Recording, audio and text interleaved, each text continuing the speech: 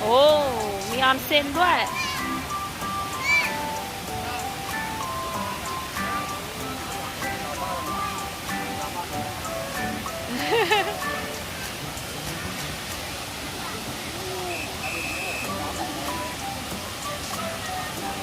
น้ำไหลด้วย จะไหลเอาฮัมเบิลไปปะเนี่ย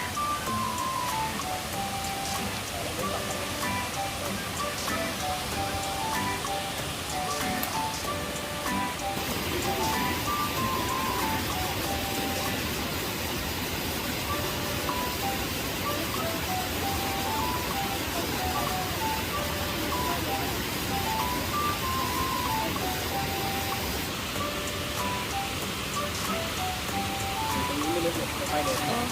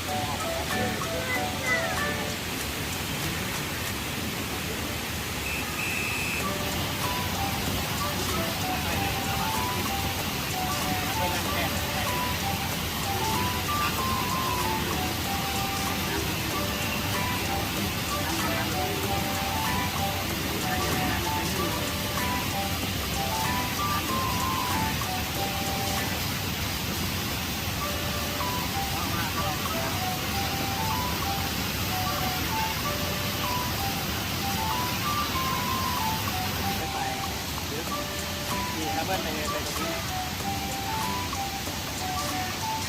อย่าไปแม่ไปหาแม่ เป็นไง ตรงนั้นนะลูก จับปลาได้เปล่า โอ้แช่น้ำเอาเบิ้ลเล่นน้ำที่ไหนครับเนี่ย เออน้ำตก โอ้โห โอ้โห ระวังลูกอ่า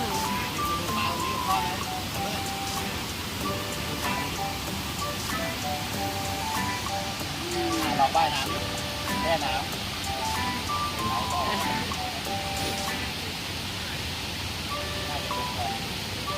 จะปีนขึ้นยังไงนะก้อนหินแค่นั้น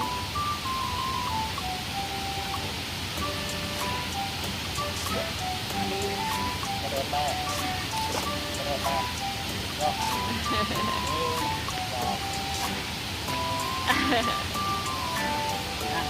โอ้ยโอ้ยโอ้ย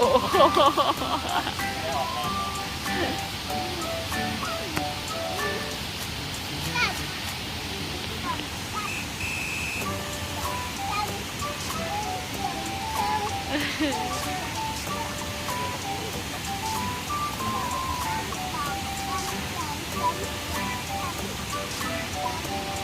จ่องจำจ่องจำ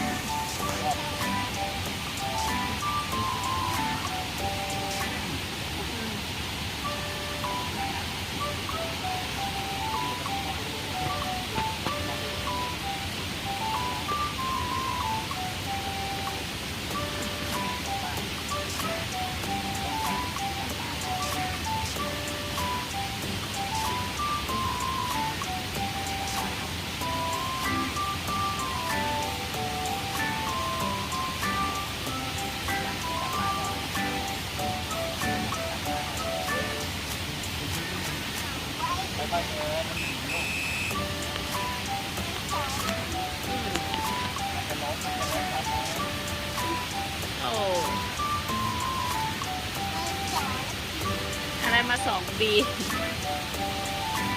โอเคเบาลูกเบา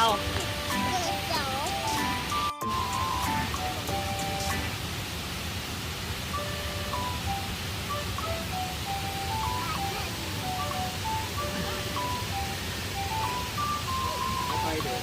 บอกทุกวันเลยพ่อบอกทุกครั้งเลยนะ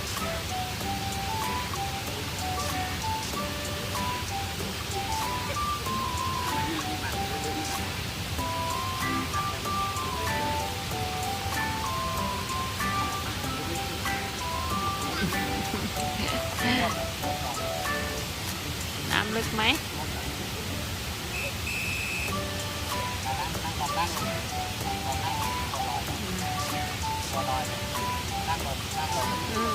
เราไม่ลอยค่อยนั่งลงครับ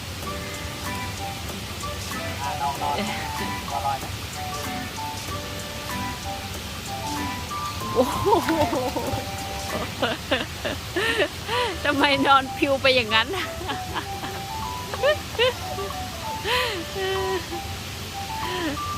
ไหลไปตามน้ำเลยอะ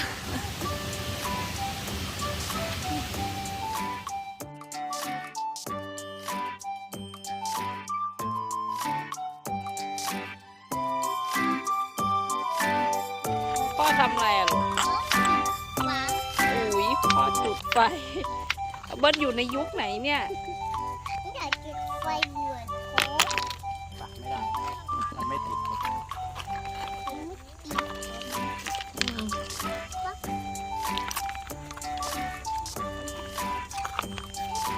ก็มาจากที่กลางเต็นท์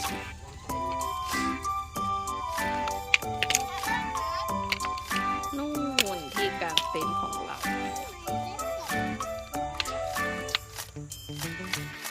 อ้าวทำไมลากกลับอย่างเงี้ย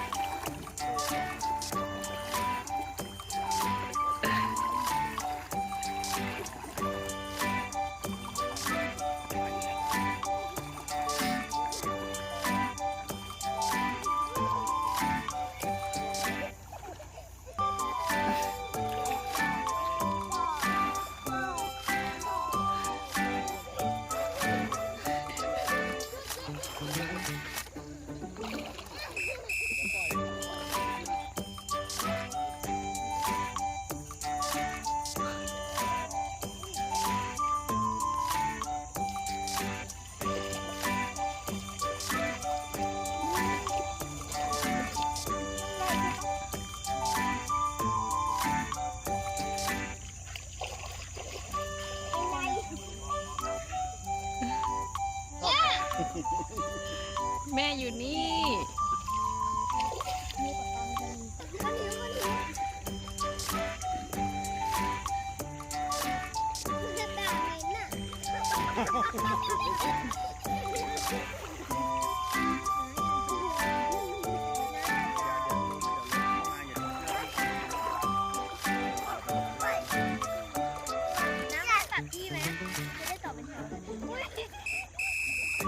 มาเลยครับ